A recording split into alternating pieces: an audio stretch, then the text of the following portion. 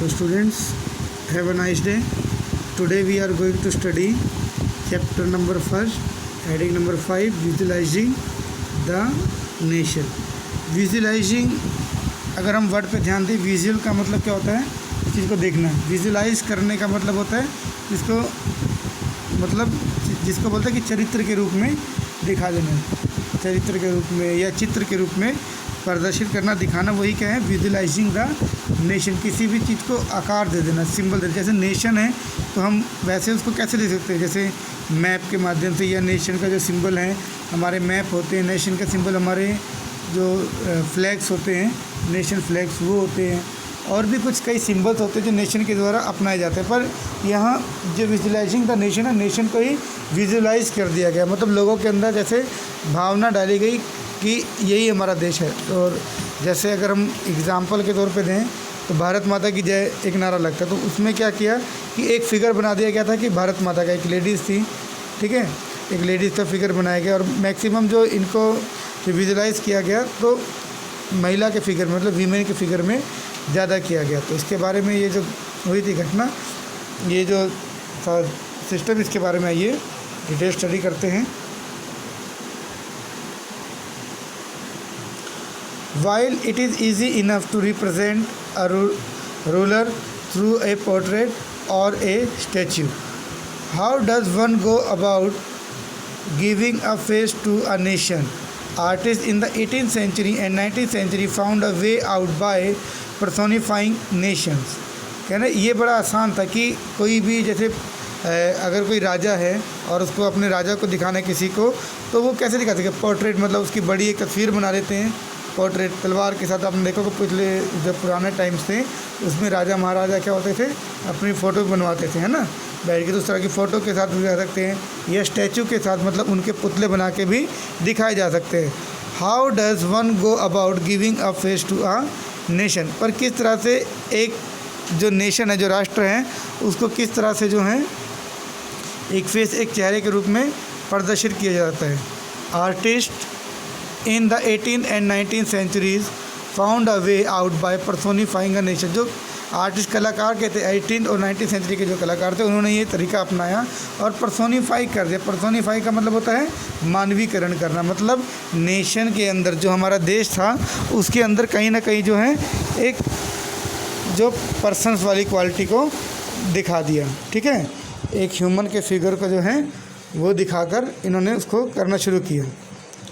In other word they represented a country side as if it were a person. और अगर दूसरे शब्दों में कहें तो इन्होंने जो कंट्री को ऐसे दिखाना शुरू किया कि वो एक देश नहीं है, बल्कि क्या है, व्यक्ति है। जैसे कहते हैं भारत गुलाम है, तो ऐसा लगता है कोई आदमी गुलाम है ना। भारत माता को आज़ादी दिलानी है, मतलब कोई ऐसा लगता है कि कोई लेडीज़ है, ठीक है। तो इमोशंस जो हैं लोगों के अंदर इस तरह से डाले। Nation were then portrait as a female figure, और फिर फीमेल फिगर के, मतलब महिलाओं के रूप में इसको, नेशन को ज़्यादा पोर्ट्रेट किया गया। The female from that was chosen to personify the nation did not stand for any particular women in real life. अब जो वीमेन इन्होंने चुनी, जो महिला चुनी, वो दरअसल में रियल लाइफ में कोई भी वैसी महिला नहीं थी, मतलब एक वो इमेजिनरी थिंग था, एक काल्पनिक था, ठीक है, इसकी कल्पना कर सकते थे।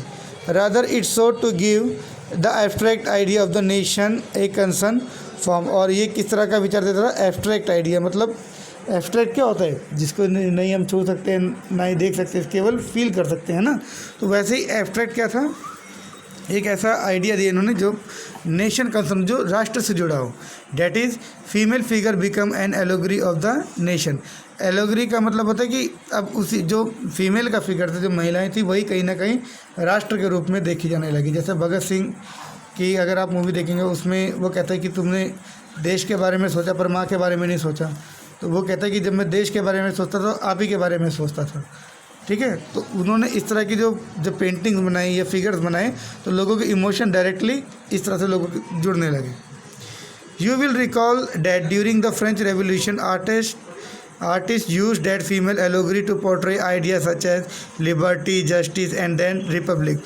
और आपको याद होगा जब फ्रेंच रेवोल्यूशन हुई थी, जो आर्टिस्ट जो कलाकार थे, उन्होंने फीमेल एलोगरी को ऐसे ही पोर्ट्रेट किया था, लिबर्टी के लिए मतलब आज़ादी के लिए, जस्टिस मतलब न्याय के लिए, एंड रिपब्लिक मतलब उसको गणतंत्र बनाने के लिए उन्होंने भी महिला फिगर का ही यूज़ किया था। This aside were represented through specific objects और सिंबल, और इसके लिए स्पेशल ऑब्जेक्ट्स और सिंबल्स का प्रयोग भी किया गया था। As you would remember the attributes of liberty are the red cap और the broken chain, while justice is generally a blindfolded woman carrying a pair of weighing scales।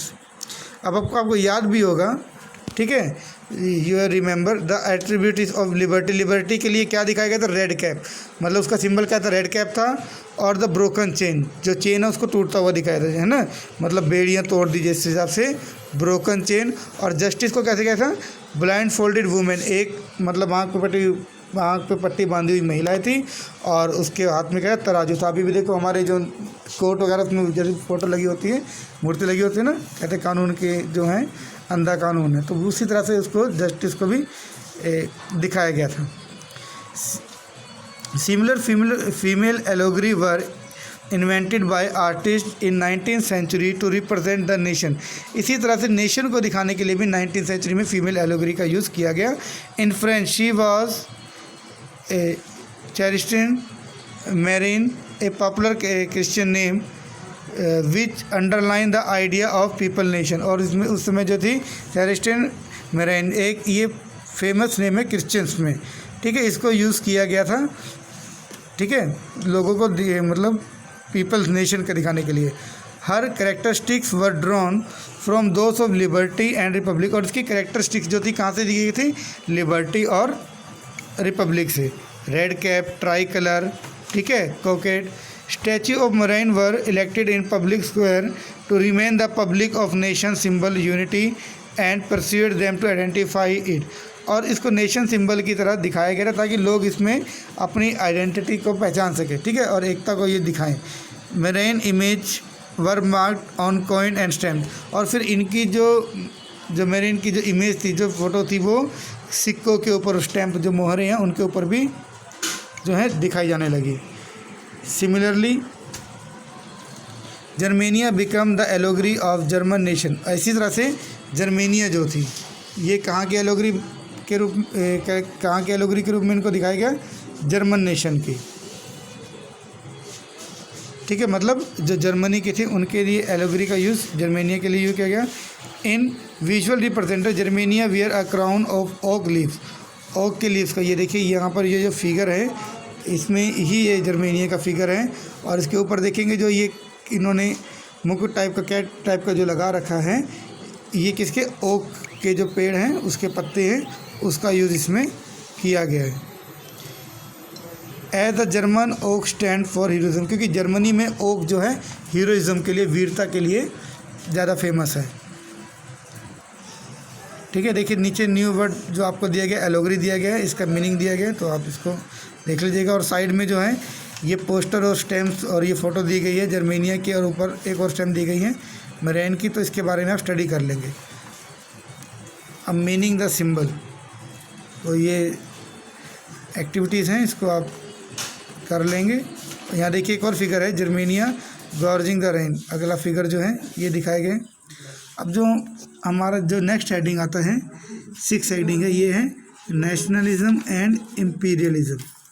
Nationalism का मतलब क्या है, राष्ट्रवाद, और इम्पीरियलिज्म का मतलब है साम्राज्यवाद, ठीक है, राष्ट्रवाद और साम्राज्यवाद। राष्ट्रवाद तो आपने देख लिया कि जो लोगों के अंदर भावनाएं थी अपने देश को मतलब आज़ाद कराने की, ठीक है, फिर और अपने देश में जो है कॉन्स्टिट्यूशन लागू हो, फैसिलिटीज़ लोगों के लिए बने, इस तरह की थी। नेशनलिज्म मतलब अपने राष्ट्र को ही सबसे बेहतर बनाना, यही नेशनलिज्म था। इम्पीरियलिज्म क्या है कि साम्राज्यवाद है, कि अपने देश की सीमाओं को बढ़ाना, दूसरे देशों को भी अपने देश के अंडर में कर लेना, ये क्या है। By the last quarter of the 19th century, nationalism no longer retained its idealistic liberal democratic sentiment of the first half of the country। कहते अगर हम कहा करें कि द लास्ट फर्स्ट क्वार्टर, जो पहला क्वार्टर का मतलब है जैसे 100 है, तो 100 का जो फोर्थ हिस्सा होता है वही क्या होता है, क्वार्टर होता है। तो लास्ट क्वार्टर में बात करेंगे 19th सेंचुरी की, मतलब 1875 के बाद की बात ये कर रहा है, ठीक है। Nationalism no longer retain its idealistic liberal democratic sentiment for the first half of this century. अब जो ये है पहले की तरह लिबरल डेमोक्रेटिक सेंटीमेंट जो था उस तरह से नहीं रहा जैसे फर्स्ट हाफ सेंचुरी में था, but become a narrow creed with limited and. अभी नैरो क्रीड मतलब इसकी जो विचार में तो उसमें कुछ कुछ परिवर्तन हो गया, मतलब जिसको बोलते हैं तंग विचार हो गए इसके, ठीक है, क्षीण विचार वाले हो गए। During this period nationalist group become increasing intolerant of each other every day go to war. अब इसमें जो नेशनलिस्ट ग्रुप थे वो बहुत तेज़ी से क्या इंटॉलरेंट हो गए। इंटॉलरेंट का मतलब होता है कि मतलब दूसरे को बर्दाश्त ना करना या दूसरे को ना देखने वाला। इंटॉलरेंट हो गए मतलब अपना नेशन पर दूसरे नेशन के खिलाफ इंटॉलरेंट रवैये, जिनका रवैये चेंज हो गए। और रोज़ जो था every day go to war, और डेली क्या होती थी वॉर, युद्ध होते थे आपस में दूसरे नेशन के साथ। The major European power in turn manipulated the national aspiration of the subjects people in Europe to further their own imperialism in. जो मेजर यूरोपियन पावर थी, जो यूरोप के जो मेन जो शक्तियाँ थी उस समय, इन्होंने क्या किया कि मैनिपुलेट किया। मैनिपुलेट का मतलब जैसे जनता है, जनता को भड़का के उनके जो हैं विचारों को चेंज करना, ठीक है, अपने हिसाब से यूज़ कर लेना, उनको मैनिपुलेट किया नेशनलिस्ट एस्पिरेशंस को for the people in Europe and further for their own imperialism, अपने इम्पीरियलिस्ट अपने साम्राज्यवाद के लिए। मतलब जैसे लोगों को कहना कि अगर हम बगल वाला राज्य अगर उसको जीत लेंगे तो हमारा देश और भी बड़ा हो जाएगा, और भी समृद्धि आ जाएगी, तो हमें उनको जो है हराना है, उनको उनके ऊपर जीत हासिल करनी है। तो इस तरह के एक जो है सिस्टम बनाने लगे। The most serious source of nationalist tension in Europe after 1871 was the area called the Balkan. जो सबसे मेन सीरियस जो इसका स्रोत था नेशनलिस्ट टेंशन का यूरोप में 1871 के बाद, जो कौन से एरिया, बाल्कन्स का जो एरिया था वो था। The Balkan was the region of the geographical ethnic variations comprising modern day Romania, Slovenia, Siberia and Montenegro, whose inhabitants were broadly known as the Slavs। अब जो ये बाल्कन क्षेत्र है, इसमें अगर हम आज की जो मॉडर्न डे जो आधुनिक युग में रोमानिया है, बुल्गारिया है, अल्बानिया है, ग्रीस, ठीक है ना, ग्रीस, क्रोएशिया, बुल्गारिया, हर्जेनिया, स्लोवेनिया, साइबेरिया, मॉन्टेनिग्रो, ये सभी लोग थे, ठीक है। और यहाँ के जो हैबिटेंट्स, जो इनहेबिटेंट्स थे, जो यहाँ के रहने वाले लोग थे, उनको स्लाव्स कहा जाता था। A large part of Balkan was under the control of Ottoman empire. और अधिकतर लोग किसके अंडर थे, ये ऑटोमन अम्पायर के अंडर में थे। The spread of the idea of romantic nationalist in the Balkans together with the disintegration of the Ottoman empire was made the region very explosive.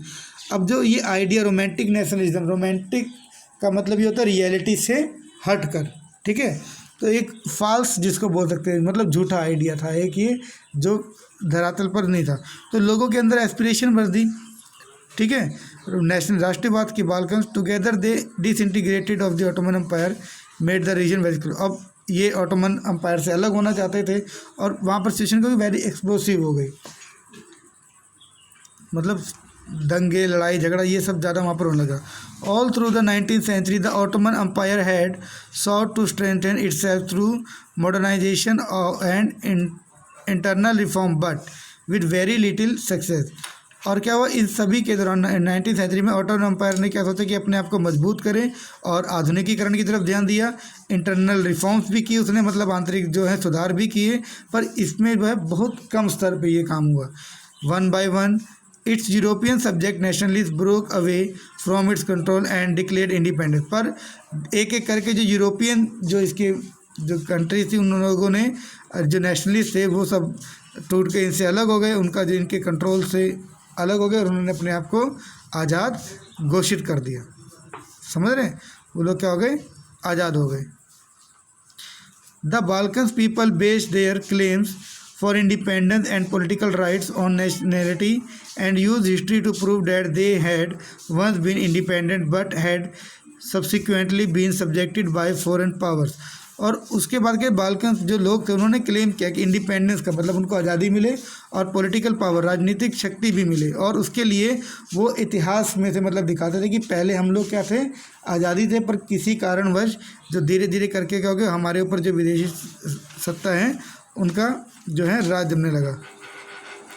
Hence the rebellion nationalists in the Balkans thought of their struggle as attempt to win back their long lost independence।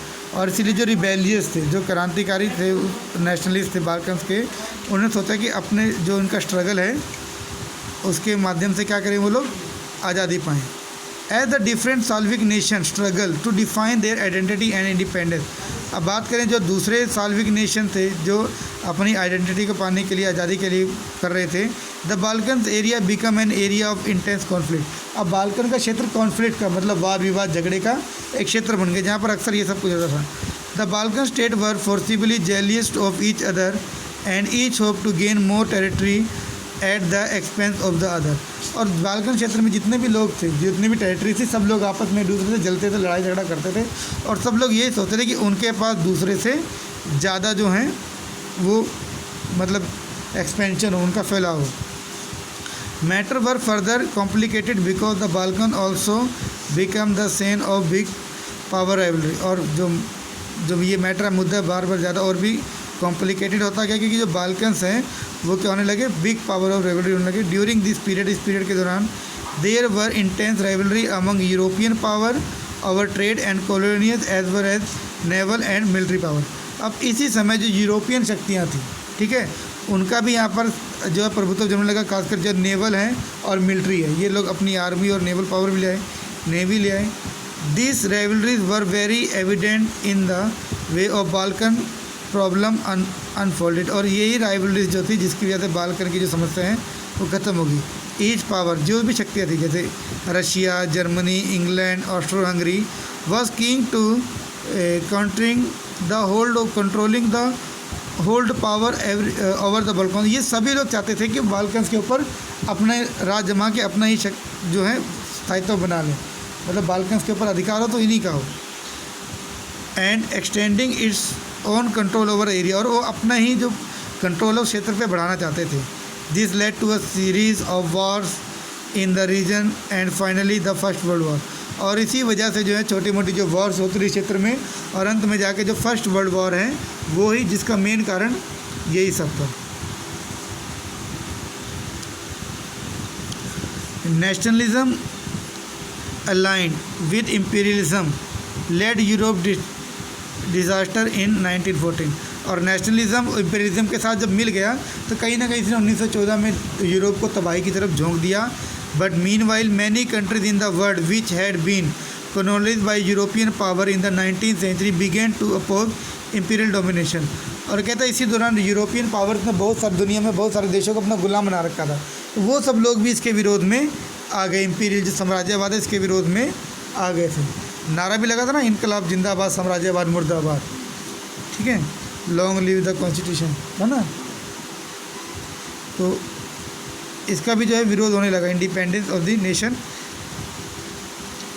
The anti imperial movements that develop everywhere nationally, जो anti imperial movement थी जो हर जगह national होने लगी, in the sense that they are struggle to form independent nation state, क्योंकि वो independent nation states बनाना चाहते थे। And were inspired by a sense of collective nation unity, और एक ही साथ एक राष्ट्र की जो एकता है वो बनी रहे, collective nation. Force to confirmation with imperialism, और इम्पीरियलिज्म को दूर करना। European idea of nationalism were now where replicated. अब जो यूरोपियन के विचार थे नेशनलिज्म के कहीं ना कहीं ये रिप्लिकेटेड हो गए, मतलब लोगों को समझ में आने लगे। For people everywhere develop their own specific variety of nationalism. और फिर हर जगह लोगों ने अपने हिसाब से जो है नेशनलिज्म के एक किस्म बना ली, मतलब अपनी विचारधारा बना ली। But the idea of society should be organise into nation state.